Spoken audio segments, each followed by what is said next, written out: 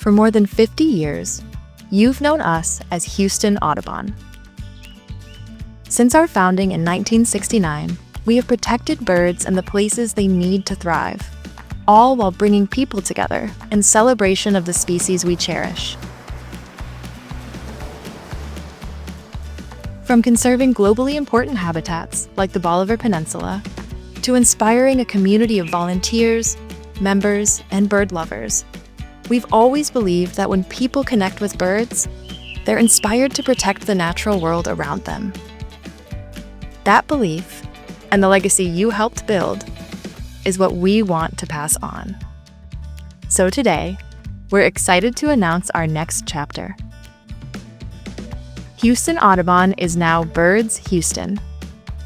We engage communities in bird conservation to nurture the next generation of stewards, advocates, educators, and leaders.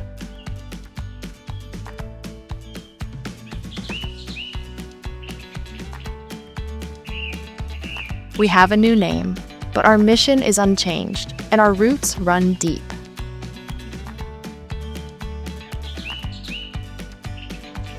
We invite you to join us, to share your passion for the species you love, and to help create a world where birds and people thrive, together.